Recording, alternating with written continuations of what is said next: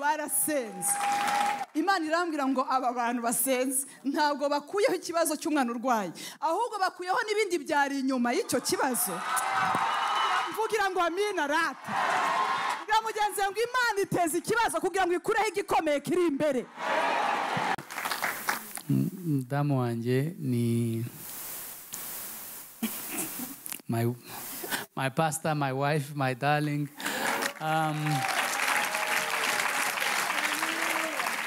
It's an investment. My late brother niwe wigeze kuvuga uti nujye gushaka umugore uzashaka umugore uzakuba hafi iyo byakomeye. So ndabwira abamene bari aha ngaha, it's very good actually, you have to rely on a stronger woman.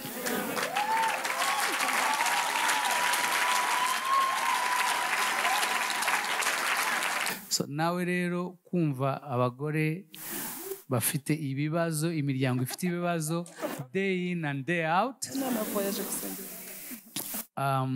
it's not easy. Neje bunambwira iti mva naho nagutwara muri ku mubumba wa Mars, uzashaka abantu bazava ku wundi mubumba baza babwira iti udusengere. That happens. Before twaragenda ngamwita kamutware Toronto, ngenda Toronto abantu bakaza mufata Toronto nguti amutwara in different places. Nejo bundi turi mu kigeragezo, people would come and say like, they would even ignore that you had a problem. Ngwino dusengere akagenda kara. So anyway, without further ado, I'm very emotional kuko it's a personal journey kandi ni journey yigisha. It makes you mature, it makes you stronger. Ntabwo njya mushimira buri munsi because as men always have that pride, that pride, So ariko my thank you iba iri ku mutima, but in front of the congregation I would like to thank her in front of you. Aba hajat ukajya kumva kuri WhatsApp ati salamu aleikum, ariko avuga ngo amen amen. Yesu ashimwe cyane. Imana niyo kwizera. Abantu barasenze, noneho ikigeragezo rero, impamvu kitwa ikigeragezo mwari mubizi nuko kiba kije kukugerageza, kandi ikigeragezo iyo gisakurijemo cyongera volume. Pastor nkuko bivuze, Imana imuha umugisha, ni ijoro ryo gushima. Ntabwo ndi bubikore nkuko mvuga ubutumwa, ni ijoro ryo kuvuga ishimwe, kuvuga urugendo. Ariko igihe twatumiriye abantu, nanjye ngiye kubabwira ngo nanjye nitwa Mignone Kabera. Yesu ashimwe cyane. Haleluya. Rero ni ijoro ry'ubuhamya, ni ijoro ryo gushima Imana. Rero iyo mbwiriza niyo nshima, cyangwa se wenda abantu bajya bankurikira mu bintu byinshi bajya babibona. Uko nigisha kuri televiziyo y'u Rwanda siko nigisha hano. Mujya mubibona ariko cyangwa ntabyo mujya mubona. Uzi impamvu se burya mbambwira abandi, hari abasaza baba bicaye mu mutarangororero bashaka kumva ibintu bitihuta. Amina. Haleluya. Iyo ni uko nigisha bashakanye, uzajye ku YouTube ya women, uko nigisha mu bashakanye siko nigisha muri wirira, ugomba kuvuga points. Amen. So rero nagira ngo mbabwire ko uyu munsi ari ugushima. Rero iyo nshima ego nanjye njya mbirebaho kugira ngo ntatandukira nkabijyamo, kugira ngo nanjye mbe Yesu ashimwe. Nagira ngo rero urebe umuntu uri iburyo n'ibumoso, umubwire uti aposa gukunda urukundo rw'Imana. Abari online mbakunda urukundo rw'Imana. Abari hano n'abari online mbakunda urukundo rw'Imana. Uyu ni ijoro ryo kuririmba indirimbo y'abanesheje. Haleluya. Ni ijoro ryo kuririmba indirimbo y'abanesheje. Mukanya ndaza kwakira umutware wanjye abasuhuze nogiye nkomeze. Sibyo? Amen. Umugabo hehe? N'umugore hehe? Twebwe ikigeragezo cyadusanze mu ihema. Burya rero iyo ikigeragezo kije kigasanga udatambitse, kigasanga udatambitse muri ibi bintu, ya Mana yabanye na Shadrach na Meshach na Abednego mu muriro, iraza ikabana nawe ikakubwira ngo nzajya ngukomeza. Haleluya. mu muriro hagati ukibuka Yobu ngo yigize icyo yituma, ninde wayibuza? Ninde wayibwira ngo wibikora? Ariko ninde muntu wahagara? Ninde munyamasengesho wayibuza? Ntawe. Yo yagize icyo yituma kwa Yobu. Umuyaga uva mu butayu, umuyaga udafite adresse sha, umuyaga utavuga ngo utuye mu isibo. Umuyaga uraza pastor ko mana we, haleluya. Umuyaga uraza usimbuka abantu banyorwagwa muri quartier, umuyaga uraza usimbuka indaya zo muri quartier, umuyaga uraza usimbuka ababivanze, uragenda ukubita ku bana ba Yobu. Ukubita he? Urangije ubanza gukubita inzu, ukubita ngo inkingi z'inzu. Urangije ugera ku bana sha ngo yajyaga batangira ibitambo, ngo agahera ku wa mbere akajya ku wa kabiri, ati wenda bagiye muri buwate ku wa gatanu, ati reka ntange ibitambo, agakora ibintu byose. Ariko ntibyabujije umuyaga kuza. Umuyaga uraza pa. Icyo cyari ikigeragezo. Umva, uwo muyaga ntabwo wabanje abana, wabanje ubutunzi, wabanje amafarashi, wabanje ibintu byose. Uvuga uti hano ndabona bitari gukora, aha nta kibazo. Duteze cyamunara kwa Yobu, ntabwo biri gukora. Duteze ikibazo runaka, ntabwo biri gukora. Ariko reka dukora ahantu. Ariko sha umuyaga umaze kuhakubita, aravuga ngo niyo wanyica, naho mbikubwirira ijoro. Narakumenye, ntabwo ndi umunyagice wa mugani w'abapentekote, ntabwo ndi umuntu wabitambitsemo. Narakumenye niyo, even if you slay me down, nubwo wanyica, nubwo bitakunda, nubwo byakwanga, nubwo abantu bagenda, nubwo ibintu byahagarara, nzapfa nkwiringiye. Ariko abarokore bamvugire amena. Ndashaka kumva abana b'Imana bavuga ngo haleluya. Mumvugire ngo Imana. Haleluya. Hari igihe Imana yigeze kumbwira, ariko muhumure ngiye kubwira umutwaro wanjye mbere yo kuvuga abasuhuza, ariko ndacyentroduiza kugira ngo mumare ubwoba. Haleluya. Yesu ashimwe. Semeni amen. Ya. Yewe rero sinzi wowe ukuntu wowe witwara mu kigeragezo, ariko giye mu kigeragezo ndaririmba. Umva, singomba ngo abantu bazi kujyana injyana neza, ariko ndaririmba. Nkaza nizo muri Gatolika. Imana yagize iti ingo kibondo canje unyiyegetse ko sinzomutetereza. Akavuga ngo mbega vyomera bite nikuye kuyandemye. Ingo kibondo n'umwana uri udasanzwe, yegetse ko sinzogutetereza.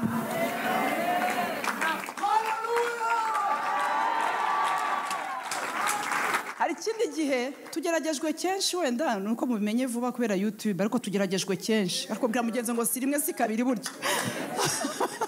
Ariko abantu bajya bansetsa. Bwa mugenzi ngo ni new era isigaye ituma abantu bamenya ibintu. Ariko ubundi tugeragejwe kenshi. Si rimwe. Ariko ye. Ariko mujye mureka Mose bamukubise mu mazi, amazi ayavamo, amazi adatwara, ariko bakayajyamo, ariko ntagira gute ntabatwara. Muri iyo groupe nanjye ndimo. Mukomere Imana amashyi. Haleluya. Ako mwakwicariye noneho mukanande bamwicaye disi. Amen. Ako mwari munkumbuye. Hari umuntu nabwiye, turavugana, ndamubwira hewe sorry nagwaje umwana. Areba oya uzoboneka ajya.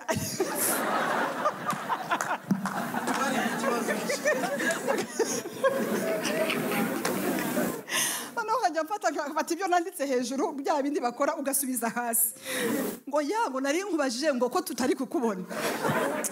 Yesu ashimwe cyane. None ndi hano ndabasuhuje mu izina rya Yesu, ndabasuhuje mwese. Yesu niyamamare. Haleluya. Use ndabigenzane. oya reka mvuge hanyuma mwakire gato yama nkomeze numva ko ari kumbwira ko umugabo wanjye ari umwana mwiza ari kumbwira ngo continue. Yes, ashimwe. Hari abadayimoni rero ureba gutya ntibagenda ko abarebera muri rinete. Abarebera muri rinete ukabona hari ukuntu byemeye. Hari abadayimoni bagomba ko ubazuminga neza.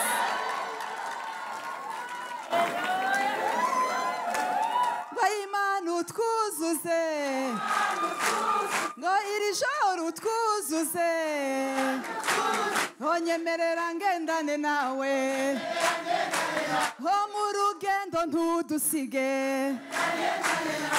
itorero nturireke onyemerera ngendane nawe. Haleluya, haleluya. Rero njya kwakira umutware wanjye twagize ibihe bidasanzwe. Ibihe rero twagize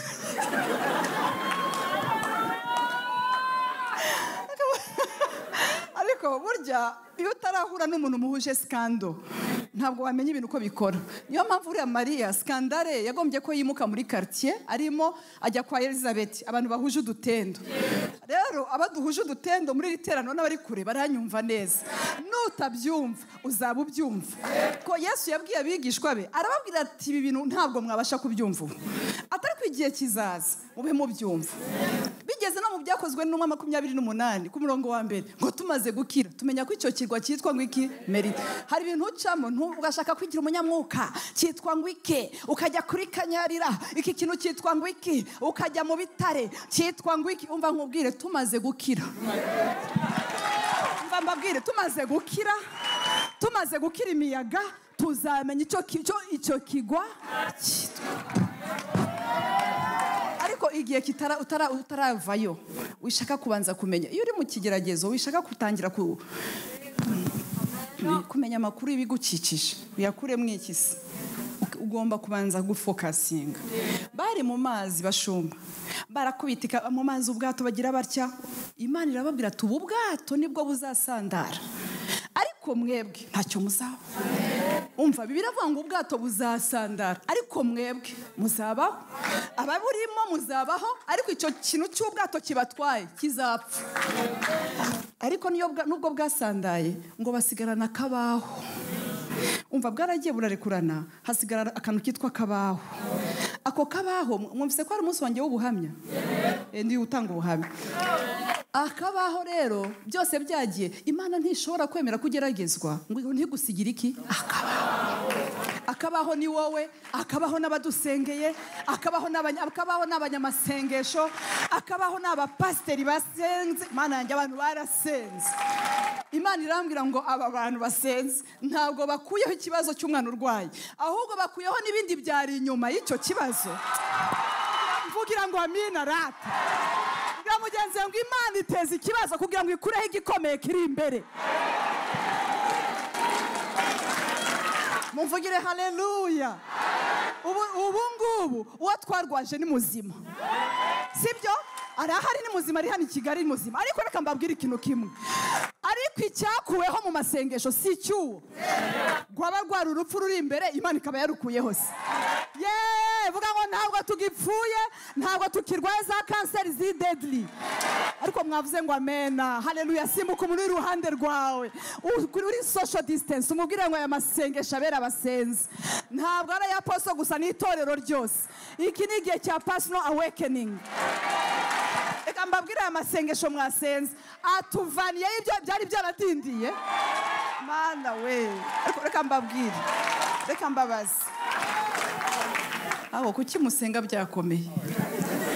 Ariko vuga ngo haleluya. Ariko ndabizi ko musenga pe, ndabizi ko musenga. I was joking, yeah? Ariko muri accelerate cyane iyo byagize bite. Umva mwarasenze nkagendera ko nkananezerwa. Ariko basenze ubundi. Kurabona. abantu barasenze umugore akambwira ati ishapure nyiriho, ishapure ngizeni nyiriho, akanyandikira mushumba ishapure nyiriho, ati ndi umunyagatolika sha ujye gukurikira, ati ishapure nyiriho, ati ceceka sha Bikira Mariya yarababajwe, ati komera. Ariko mwavuze ngo amen, abantu baradusengeye abahajati, ukajya kumva kuri WhatsApp ati salamu alaikum, ariko avuga ngo amen amen. Yesu ashimwe cyane, Imana niyo kwizera. Abantu barasenze. Noneho ikigeragezo rero, impamvu kitwa ikigeragezo mwari mubizi nuko kiba kije kukugerageza. Nageze kumva umuntu ambwira ngo ariko ikigeragezo ngo nkigire gute, ngo kuki abantu bangira gutya, ndabona izo kitwa ikisi. Abango kitwa ikigeragezo ni kitwa ni rero kije kukugerageza. Kandi ikigeragezo iyo gisakurijemo cyongera volume, kuko ikigeragezo ntabwo abana b'abantu bagifitemo uruhare. Yewe hari n'igihe Imana iha ikibari Satani ikamubwira ati genda hari ariko ndahari nkwereke, umaze iminsi unyirataho ngo ariko ngo Mignone yaburatega ubushima ngo biro byose ngo ave muri Sisters Forever ibiki, uretse nkwereke. Akamubwira ati kuri uriya ntabwo wabishobora, ntabwo wabishobora, ariko kugira ngo nkwereke kutabishobora hariya hakora urebe ko ari ikibazo. Azahagara muri wirira itariki runaka, ahamye Imana, avuga icyubahiro cy'Imana, avuge gukomera kw'Imana. Amen. So nakira umutware wanjye, reka mbabwire akantu kamwe. Ntabwo nabanye n'Imana mu myaka ye nkizwa, nakijwe muri 91 le 18 septembre muri 91. Tarakoze. Amen. Ntabwo nshaje ariko ndumva myaka igiyemo. Noneho le 18 septembre 91 nakira Yesu umwami n'umukiza kuri Église Vivante kwijabe. Ariko muri 86 nari umvise umuntu witwa Bonke, twara abana bato. Tujya ahantu bita kuri Cine, bari Cine Manga, sinibuka ukuntu twara abana bato twabyita uko dushaka i Burundi. Cine? Cameo. Ariko kubera ubuturage bayitaga Cine Manga icyo genda byibuka. Noneho turagenda. Ni igihe cy'abamama atawale, abamama babafekabu icyo gihe. Noneho turagenda, aravuga ngo Yesu azaza. Avuga ijambo ryitwa Maranatha. Numva nari ntarakizwa ariko ndataha. Iryo jambo mva nkubwira gakizi yo kakugiyemo, wowe ushobora gushaka kukavamo ariko ko ntikakuvamo. Avuga Jésus Christ vient bientôt. Iryo jambo riranyica ringeza kwijabe 91 nakira Yesu umwami n'umukiza. Ariko maze kwakira Yesu, Maranatha ntiyamvuyemo. Ijambo rivuga ngo dore araza vuba. Ngo mubwirane ayo magambo, ngo muyabwirane kugira ngo mumarane imibabaro. Nahura n'ikigeragezo nkumva ngo Yesu azaza. Nicyo kintu cyonyine nibazababeshe kijya kimpumuriza mu makuba no mu byago, nuko Yesu azagaruka. Uwo nakiriye kuri kiriya gihe azaza. Waduhamagaye tukiri batoya azaza. Haleluya, azadutsindira, azatuneshereza ibyo byose, parce que il revient bientôt. Azaza, dukomere, nitutagwa isari tuzasarura. Ibiri hano hanze ntibiduca intege, naza tuzasarura. Icyo kintu cyaramfashije. Hamarombana na Yesu atari sponsor, niko kanashaka kuvuga njya kwakira umutware wanjye. Ndabizi ko yasponsorinze ubuzima bwanjye. He sponsored the anointing, he sponsored money. Byinshi, hari ibintu byinshi yasponsorinze mu buzima bwanjye. Ariko mumenya, sinamumenye nk'umutera nkonga. Ndamumenye nk'umwami n'umukiza, mwakira nka data. Hari ijambo riri muri Yesaya rivuga ngo ariko ngo nubwo Abraham atatuzi, ngo ariko data. Haleluya, nguri data wa twese. Mugira nka papa. Noneho umusponsor cyangwa se umuterankunga, abantu bari hano benshi bafite abantu babasponsorije biga. Iyo umuntu agusponsoriza nta gusura, akohereza amafaranga, akaguha ibintu byose, ukaba muri boarding school, akajya kubaza niba warayabonye. ariko imana ntabwo iza nk'umusponsa. Imana iyo ije iza nka papa. Niyo uri mu kigerageza iragusura, ntabwo ari igutuma mu ishuri ngo igusige mu ishuri, ariko gusponsoriza gutuma mu ishuri akohereza amafaranga ntumubone. Ariko ndashimira Imana ko mu ishuri iducishamo, iraza ikakubwira ngo nzajya ngukomeza, nzajya ngukomeza, nzabana nawe, nzakugira neza. Mumbabare dushimire iyo Mana mubyeyi. Haleluya, twamenye tuyimenya muri ubwo buryo. Yabo bahabahaye ni hariya. Noneho ndashaka kubwira umutware wanjye, ubwo rero ndaza gusoma mbere yuko aza kugira ngo nawe aze asusurutse. Nimwumvise ko twaje gushima, kandi iyo dushima tuvuga turimeze nk'abadiplomate.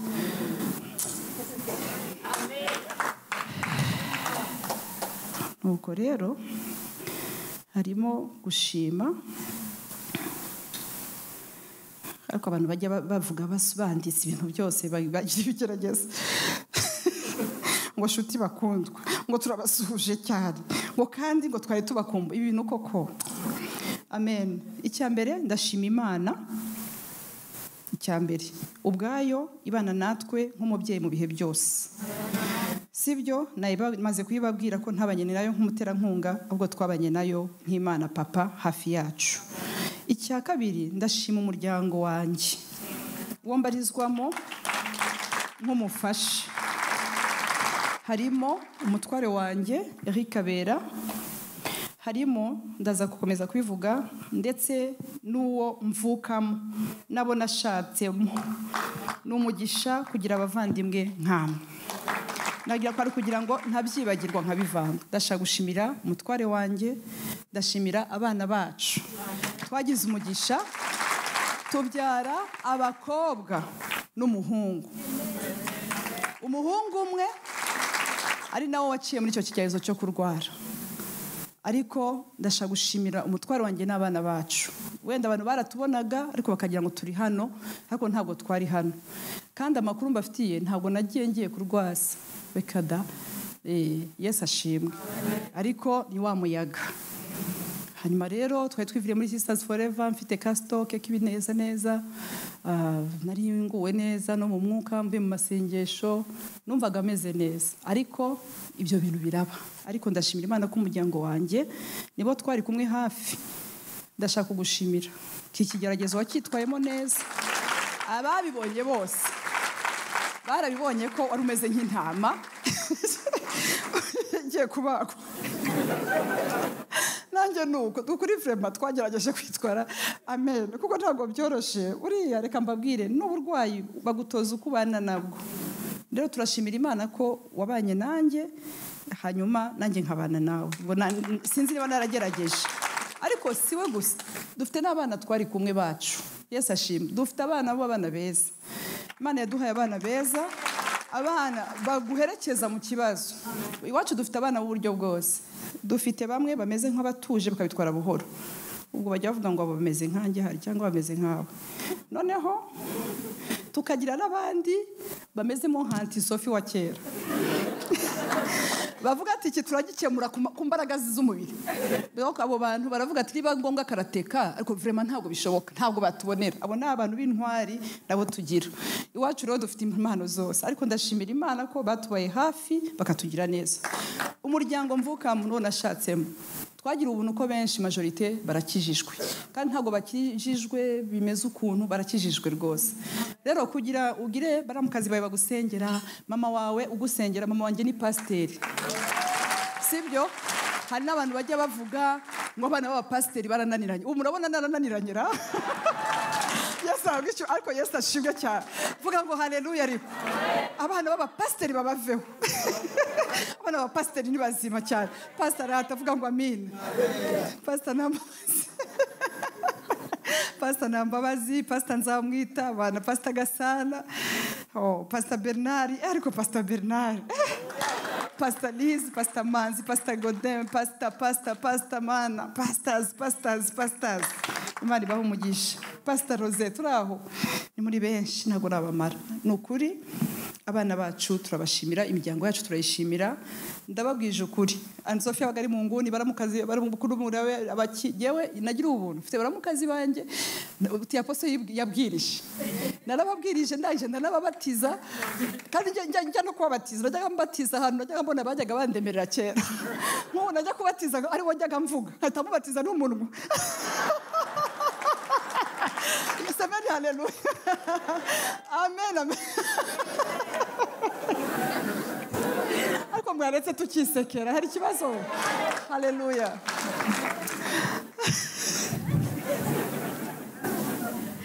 Ariko barangije n'ukuri ndi pasiteri wabo nawe uzabigerageza ugire baramukazi bawe usengera bagakizwa bakaguha n'icya-10 kandi baramukazi banjye batanga icya-10 bamwe ni mu gitanga. Rero nagira ngo dushimire Imana ku bw'abo bantu n'ukuri barampetse mu buryo bukomeye. Mama wanjye yarampetse, abo tuvukana barampetse. Man, n'ukuri vraiment ndi imfuri wacu ariko nagira ubuntu bamwe ndababwiriza barakizwa abandi bagenda babitambikamo gutyo ariko byose Imana ibirimo. Turabashimira. Ndashaka gushimira Eglise itorero iri inshumbye. Mumbabare mwikomera amashi cyane. Nubwo tuvuga aho tuvuga ariko umuryango mbamwo cyane pastor n'uyu muryango warampetse mu buryo bukomeye. Nta kintu kiza nko kugira abantu hariya mu byakozwe n'intumwa 14:20 haravuga ngo nuko abigishwa ngo baramuzenguruka ngo bamuzengurutse ngo arahaguruka ngo asohoka mu mudugudu. Paulo yari intumwa ariko abigishwa ngo bamuzungurutse ngo ahita arahaguruka. Mwaranzungurutse muri iyi minsi murangota mumaze kungota dore ndi hano ndahagurutse ni umudugudu bega nawinjiyemo kubera mwebwe mbabarira urebe umuntu uri ruhande rwawe ngo uti Yesu aguha umugisha n'abari kure Yesu abaha umugisha. Mwarangose ndabyumva. Uzi ko mugota umuntu mu mwuka yashaka no kubabara burya ari igihe wumva ushaka kubabara ukavuga ariko ubundi nanjye nakwirakaje ibintu nk'ibi koko kw'Imana twayihaye tukayiha tutayivanze none reka nanjye ndebe uko ndakara. No warwo bubishaka pastor kumva urashaka nawe kuba wowe cyo tubwiza abantu ukuri kuko twakuza pasiteri batatubwira ukuri. Nge nagira ubuntu bano bene data dukorana umurimo w'Imana hafi bajya bambona ndira bakambona ameze ukuntu bituma tubana iteka ibintu byo kubafenta ntabwo bibamo. Rero ni ikibazo abapasiteri bagiye badukora kuko nge sinzi ko abapasiteri barya noneho rimwe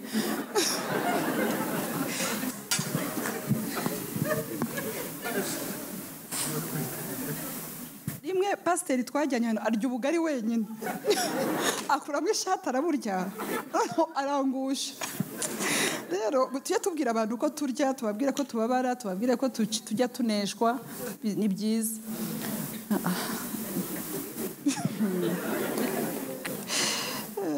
Numva nshaka kurakara numva bitterness numva Mana why this ariko reka mbabwire Imana yabikoze iki gihe kugira ngo mudusengere. Sishaka kuvuga Jani kuko iyo uri gutanga ubuhamya ugomba kumenya yuko utabutangira umuntu ufite irangamuntu.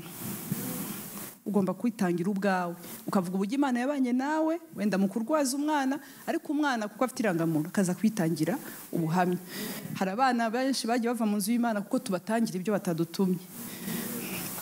Rero ndavuga ubwo rugendo nabyubahe wenda ntabwo mwabyumva nanjye nabimenye nyuma ahantu mu gihugu nka kiriya ushobora kugwaza ubona ko nta kundi umuntu ugomba kumutwara kwa muganga bakakubwira bati atari we wisinyiye ntacyo dukora ngo my son ngo no he's a man ntabwo muri bumufate umugabo wanjye arabizi tugasiga tuvuga ngo Mwami Yesu dutabare dutabare kwa muganga bakira umuntu kuko bidashoboka. Rero turashimira Imana ko yakomeje kutugirira neza ikabana natwe torero mwarakoze. Umva mbabwira Imana yahagurukije abantu Uganda, mu Rwanda, Tanzania, Amerika, Australia ahantu hose. Pastor arabizi abantu benshi bahamagaraga abapasiteri bishize hamwe bakavuga mukama Imana iravuze ngo umugore n'umugore w'icyubahiro Imana igiye gukoresha ibintu bikomeye leke site le mol Imana Uganda, mu Rwanda, ahantu hatandukanye, abapasiteri bo mu Rwanda. Mana yanjye, mu Rwanda hari ubumwe, sinzi abantu bademoni bajya babesha abantu ngo abapasiteri ntibahuza. Turahuza. Abo bademoni bajya bababwira Imana ni ukuri, barasenze, barahagaze, kandi ukumva umuntu akubwiye ngo ariko ngo abasenge ibiki ngo baryajya, niba naryajya nsengera yakomejera, igikuru nuko umunwa ukubita. Abwishyubaye byaruva nta kibazo n'ukuri, nta kibazo kiribwe yamugeze tujye tugabanya amatiku, nta kibazo gihari. Rero ngiye kwakira umutware wanjye, nabashimiraga, ndashimira abantu bari behind the curtain, abantu badusengeye, ariko n'abantu bakoze technically, abantu badufashije gutanga iriya nkuru y'ukuntu twagwaje. Imana ibamugisha, byaramamaye bituma mudusengera. Nukuri kandi ngiye nkunda amasengesho y'ababebe, nzayababwira. Ababebe bo mu mwuka buryo basenze Imana irabumva vuba. Barasenze cyane. Mwarakoze, Imana ibaho umujya. Turashimira igihugu cyacu cy'u Rwanda. Sinzi ko mubizi, ntabwo dufite igihugu gusa, dufite ababyeyi muri kino gihugu. Imana yatugiriye ubuntu. Amavuta ava ku bayobozi bacu, His Excellency n'umufasha we, biragenda bigatemba, bikajya muri za ambasade, bigatemba, bikajya ahantu hose. Uzi ko umunyarwanda bari imari ahantu hose ari. Kuri ya president yavuze ngo don't touch. None yo bigeze ku bagore, hari ibintu biteye ubwoba. Turashimira Imana kubw'igihugu cyiza. Igihugu cyiza. Igihugu utaburiramo uburyo. Kandi igihugu gifite influence ku mpera z'isi. Mureke dushimira Imana. Cyane, cyane. Benedata, mbega twafashwe n'abapasiteri, dufashwe n'abayobozi b'igihugu cyacu, mbega tukajya tunepa gusa, tunepa. None na Kabera ari hano. Amen. Kuki mumwita Kabera? He's my sweetheart. He's my friend. Yes, ashimwe. Kandi tuzabaha ubuhamya. Ubu urabona naratinyutse. Urabizi ukuntu ugiye nagiraga social media anxiety. Mutwara wanjye arabizi. Dufite amakamera ngo ari CNN correspondent akambira, "Madam, please do like this." Umugani mwizina rya Yesu. Mwizina rya Yesu. Atari ko mwizina rya Yesu koko. Ati wagerageje. Iyo message igomba kujya kure. Kamugani ibi bintu. Umbabarire. Ako kurakara biteye ubwo. Ko je nakuze nashaka ibikumenyekana, nashaka umu administrator mwiza. Nashaka n'umugabo utaha 17 tugatandukwa mu icyayi. Nanjye ntazi ko nzaba pasiteri. Hanyuma Imana ibikora ukundi. None social media anxiety cyangwa gutinya inkoranya. Ye baba we, mfite ibintu makaseta bitse, ubutumwa nigishije bubitse kubera gutinya ibintu by'abantu. Icyo gihe uti natinyutse nterero. Yamugenze ngo bigeragezo bizatuma gutinyuka. Nose wabigira uti? Ubutumwa buri kubaryohera. Batwakiriye nyuma ariko ni heza. Nkora atari heza. Uyu ni umunsi wacu. Papa mutwaro wanjye rero dufite abacuti be bakoze series zitwa ngo Everybody Loves Raymond. Noneho bona abana bacu bavuga ngo ariko twagiye dukora series ngo zimeze nk'iza Everybody ngo Loves Raymond. What? Barimo umugore n'umugabo bakora ukuntu ngewe iyi filime izi seri rwose umbabarire ntabwo nabibasha, ariko rimwe nigishije ngo why Kardashians. Niba Kardashians tureba uburiri tukareba aho bagiye n'ahantu hose, why Kardashians, why not the Kaberas?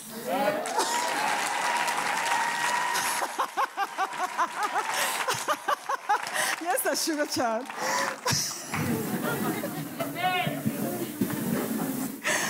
Ubu tunatinyutse gute? Njya kwigisha mu cyumweru ku Giporoso kwa pastor wa Poroso Saint Peter kwa Reverend Antoine. Barantumira cyari cyumweru cy'umuryango, noneho bajye bagira mu mwaka. Ndigisha njya nigisha nyine by'abashakanye, banza ngo abantu babikunde iyo mbyigishije nuko. Noneho barambwira Mama Penina, Imana imumpera umugisha. Arambwira ati ibi bintu wambabariye tukabitanga. Ndamubwira nti ndakurahiye. Ukabitanga turahangana. Ibi bintu ntabwo byasohotse.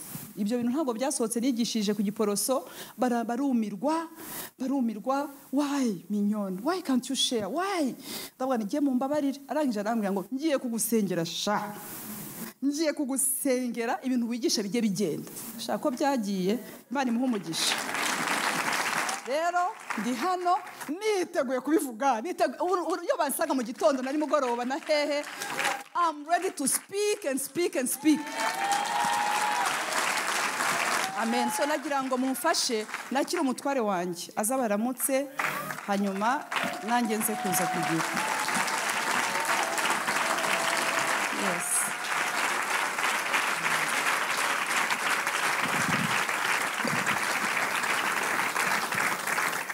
Ari muri 50 na ari hafi kugira.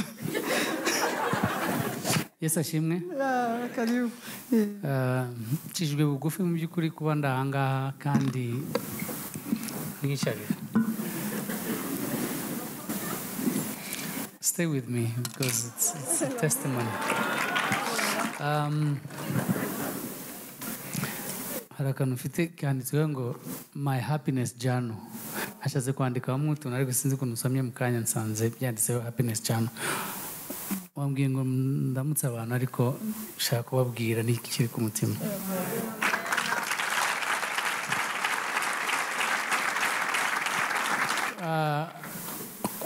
Kutaza ahangana uguhomba, kandi hari abantu benshi bakurikira inyigisho online. Urimo ureba neza abamama. Nanjye nkakurikira aho mba ndi. Mfite emotion ko ntabwo nzi ukuntu ndi butangire kuko ukuntu mwanyakiriye naguwe byandenze.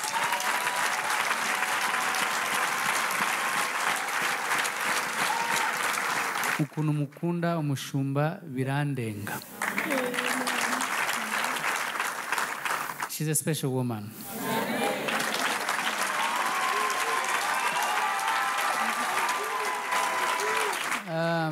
It's very difficult. Biragorana cyane kugira ngo bajye bavuga uti ufite ikirezi ntabwo umenye ko kera. So, sometimes I take it for granted. Nk'umugabo, ukavuga uti, she's just my wife. Ariko she's anointed. So, on that level, I think aziko buri muntu wese agira different levels of love, different types of love. Emotional love, touch love, giving love, ibintu byinshi arabizi. So nishimiye kuba ndahanga. Nkuko abakunzi b'itorero babizi, maze hafi amezi 9 ndi muri Amerika, ndi mu kazi. Mwarakoze kumusengera, kagenze neza cyane.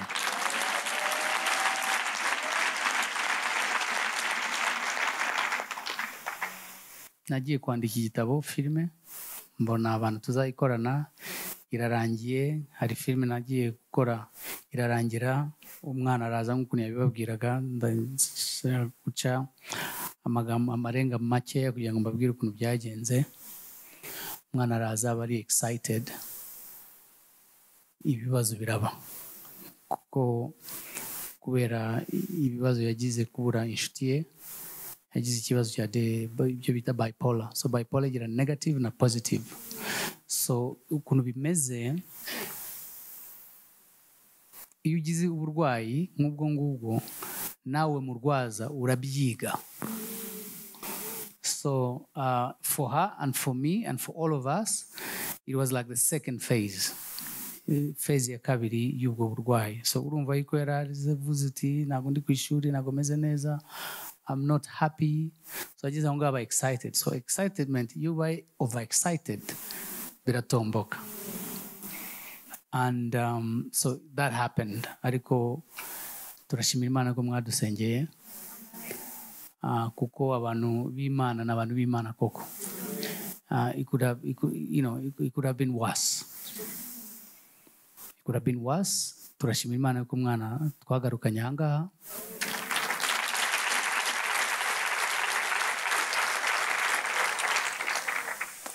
Ameze neza, mumubonye ni wa Kalebe mwabonaga ahangaha. Ariko n'amasengesho, of course, na medication. ikindi nashaka kuvuga ni kubashimira cyane ukuntu mwadusengeye mu by'ukuri. Mwafashije umuryango kuba hafi, my sisters, my brothers and everybody else around the country badufashije. Nk'ukuntu Apotre yabivugaga, uzina embassy kaguhamagara guti Kabera umwana ameze gute. So that's very touching. Wacha muri transit hari ambassade y'u Rwanda akavuga uti can we see you? Ariko kumva yuko people really have love, friends from different parts of the n'abantu tumvaga akavuga uti we saw this and that, we wanted to commensurate gutanga mu by'ukuri support, moral support. So Imana ni nkuru. Wanda ahangaha mu by'ukuri ndumva nzaza kuza nigishe nka senior pastor neza neza.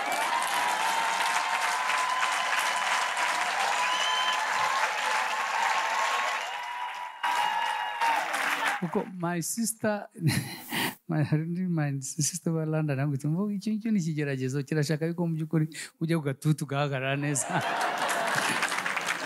Sophie always mentioned that. It is very true yuko ahanga abashumba baza ahanga abashumba dufite muri abahanga pe, kandi turabubaha turabakunda iyo mwigisha ibintu by'ubwenge, kuko hari igihe wumva yuko abapasiteri baba batera stories ariko musamina imitima y'abantu. Nka pastor nk'ukuntu ugenda ukigisha ahantu abantu bagize ibyago, it's very very difficult. God bless you.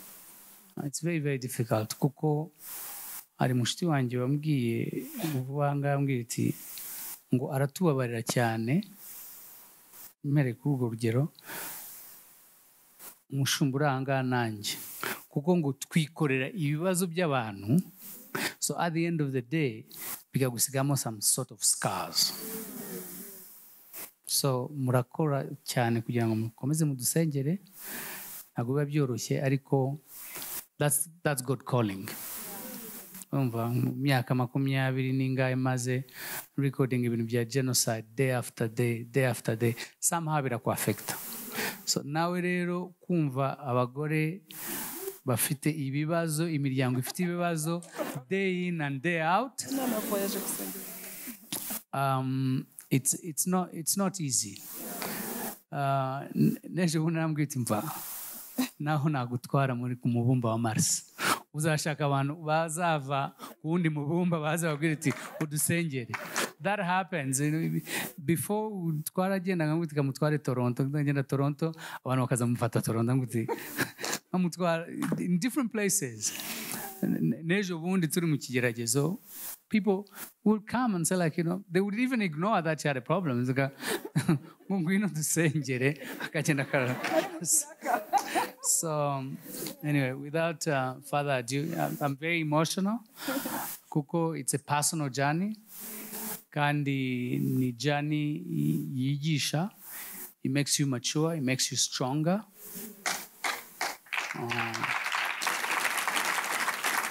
So mdamu wanje ni my pastor, my wife, my darling.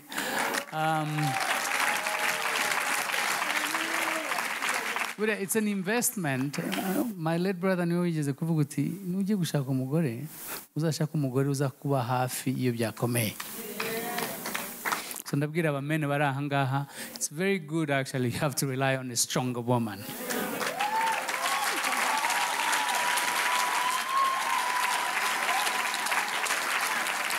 So Imana ngiriye neza imu mugore utari mwiza gusa ku ishusho, but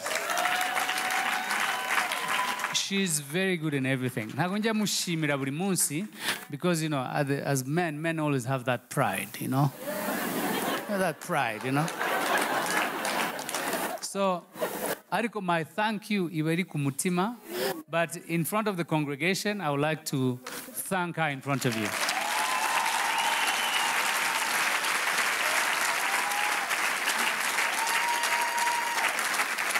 Hari igihe akora ibintu byinshi akagira ngo wenda ntago I don't appreciate, I appreciate a lot. So, and I'll try as much as possible to be a good husband as much as God will. Imana ibishoboze. Ni Imana, because as human beings, we are human beings. Yeah? We are made of flesh and blood. Mumbabari kuvanga ibyongereza mu byukuri ntago ari. So may God help us to overcome and to be good people so that we reflect the image of God as it should. In conclusion, you know, like the first ones, you know, people will go like, but you're in the media and the social media, and go like, you know, that's not who we should be. We should not be lowered to that level. Even when I made the statement, visiting. You remember I was sitting there and then I looked at her, we were in the sitting room, and I was like, you know, for some reason I feel that I need to make a statement. On a video. The video wasn't even out. Because I think it's very important that I mention this.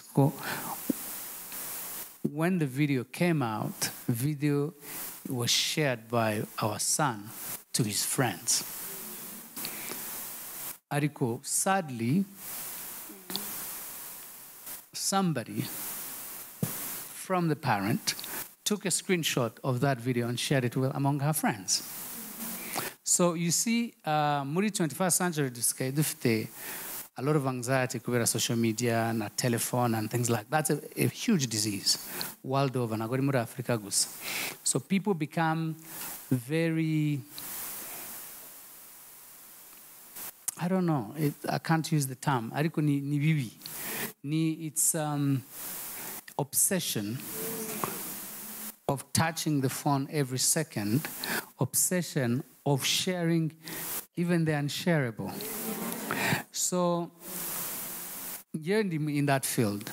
So I limit myself what I watch and why I watch it. So when that incident happened, we knew it. She completely forgave the person who did it. And I also forgave her. Not yet. Maybe, yeah, she's right. She's right. I was very offended. I was very offended. I was very offended. Otherwise, you're very good. Urumva ko ari umukozi w'Imana. Birenze kuko yo mba nara overcoming, I would not even say it. The fact you can be vuze nuko, it still affected me. At the end of the day, it's sometimes people do things lightly, or maybe sometimes to harm. Ukora nabi. It's malicious. It's malicious. Sometimes it's lack of knowledge. Urabibona? Buriya mu Kinyarwanda niko bavuga ngo utabizi bicwa no kutabimenya. Abatabizi bicwa no kutabimenya. So ni byiza yuko as people of this world, people of this generation, tugira a certain element ya discernment. Kuko bitabaye gutyo tugwa mu cyacyobo nk'abandi uzi baba nk'abana, you know, literally that's the trend. Umwana agafata telefone akajya yifotora bya bindi bifotora akumva ngo ari bubone views. So literally ikaba nka culture n'abantu bakuru ugasanga barimo barabikora, you know. So, you know, we can forgive, we can really, ariko tumenye yuko it's a thing that we need to educate ourselves nk'abantu bakuru, nk'abantu you know, bakwiriye yoshema that particular character, because the material you watch or you share among your people, sometimes it defines also your character.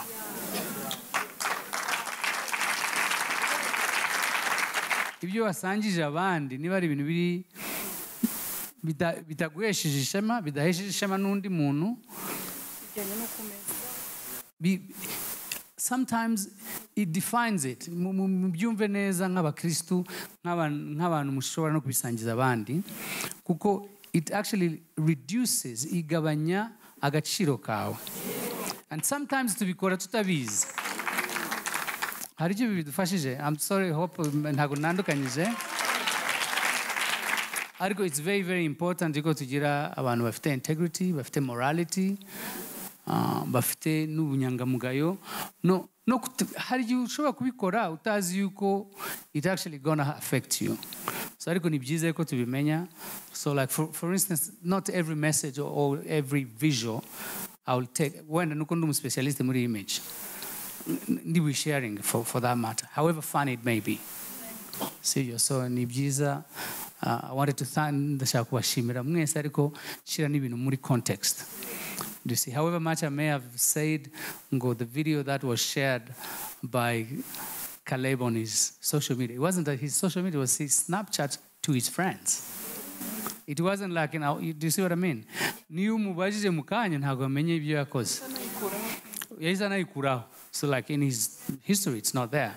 It lasted like 45 minutes. So ariko, it's what it is, and it's part of the journey. Nk'umu parents, nk'umuntu ubizi, you take it with grace. Niko babyita. Cyo ngundira perezida wacu. Nicyo kintu yatwigisha, to handle things with grace and integrity. So ndabashimiye cyane, ndabakunda, kandi muzama umwanya nzaze nigishanga aza.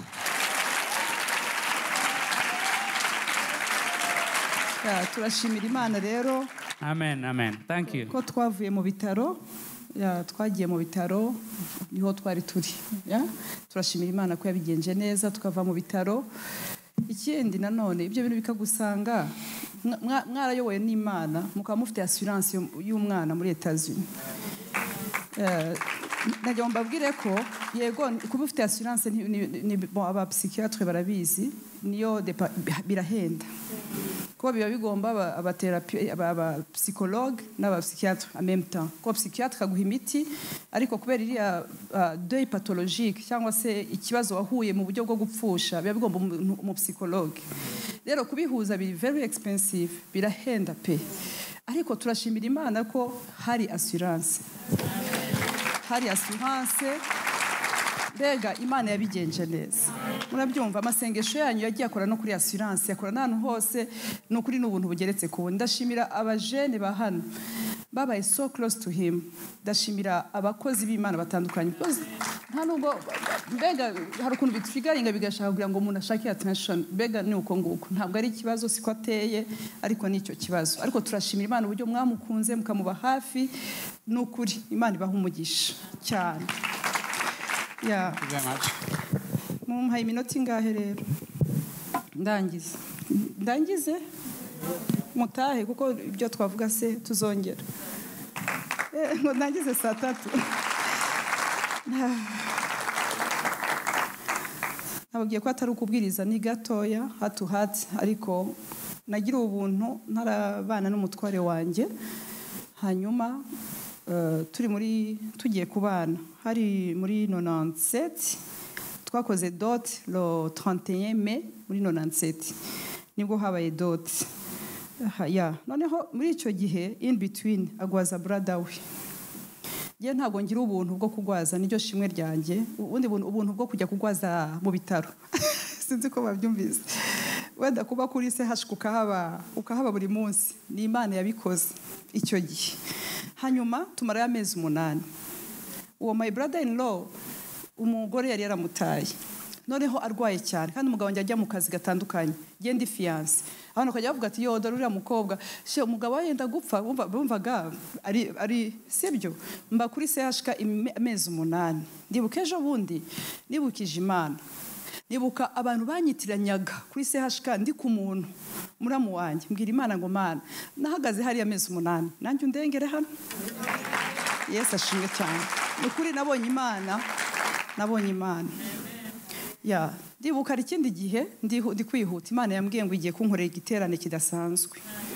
ndashuha mana yanjye twabaga muri kanserege ndavuga ngo mana urakoze kugiye kunkorera igiterane hanyuma rero icyo giterane cyari igiterane cyo kumbaza ngo kuki ukorera iriya mana imiryango yateranye yego nta social media zari zihari ariko naramwaye mwabana ndavuga Imana irambwira ndayibaza iki nicyo giterane wambwiraga igiterane kiraba ariko after that nyuma y'icyo kimwaro sinongeye kugira kimwaro abo bantu bose bahindutse abantu babaye abakozi b'Imana mu buryo budasanzwe Imana ikora ibitangaza rero iki ni ukuri iki ngiki ntabwo twari twitaye ku bivugo twari twitaye ku buzima bw'umwana wacu hari igihe koko ibivugwa biravugwa ariko ikigeragezo bajya bavuga ngo icy'urugo kiraryana wenda ntabwo cyandiye cyane ariko mu by'ukuri ikigeragezo cy'umwana Imana izakikurinde ikigeragezo cy'umwana kiraryana ikigeragezo cy'umwana uracanganya ikigukuntu ariko noneho bikagera ku mwana bikaba ibindi ariko Simeyoni ahanura Mariya aramubwira ngo uyu mwana azaba ikimenyetso kigigwa impaka icya kabiri benshi muri Isirayeli ngo bazagwa ariko Mariya ari kubwirwa ku bwa Yesu ngo bazagwa ngo abandi bazabyuka ngo ariko nawe inkota iza gukubita mu mutima sinzi impamvu yabwiwe amagambo meza ariko hakazamwe akantu kavuga ngo inkota iza gukubita mu mutima twakubiswe n'inkota mu mutima ariko ntitwarabye turashimira Imana cyane rwose amen abamenshi bavuga ko bankumbuye ariko sinzi niba warunkumbuye cyane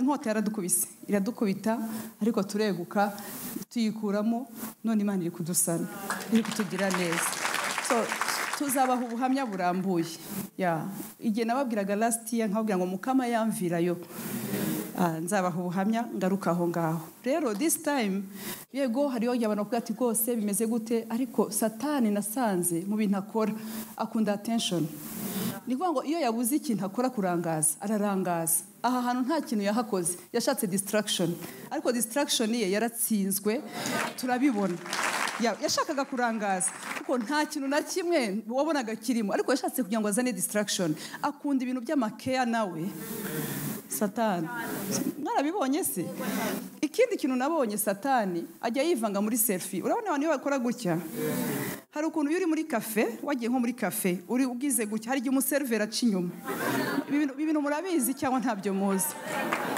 ndashaka kureba hari ababizi noneho wagira utya uri kumwe n'aba friends bawe sibyo wenda ugize amahirwe gutya ukubitanye na President Obama nko muri coffee shop wagira utya umuservera akagira ati reka mbabwize ukuri satani rero ajya yivanga muri selfie igihe warutangiye urusha gukora selfie utari confident ariko agaca inyuma rero aho ngaho yanyuze muri iyo foto turamusibye dusibye ibye vuga ngo haleluya ndashaka kumva haleluya hari inyuma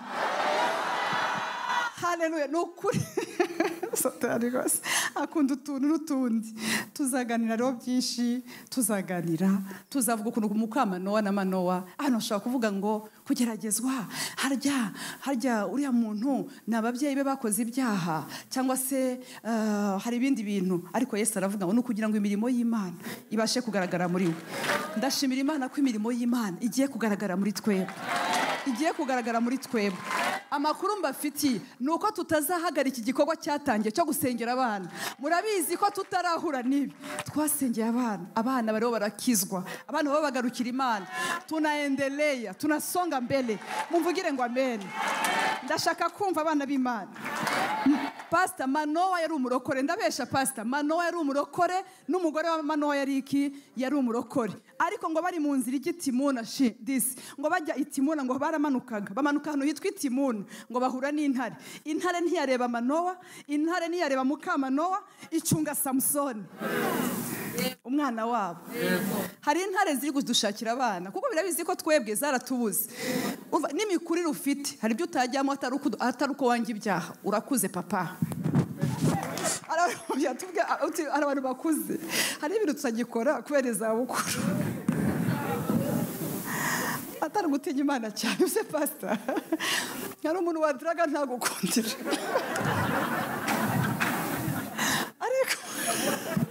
ariko ariko mutahe cyangwa mutahe. Noneho urumva yari kapo nziza, Imana yaravuze marayika arabasanga kwa Manowa, ariko bari mu nzira igiti mu nabamanutse, intare iraza itontomera Samson.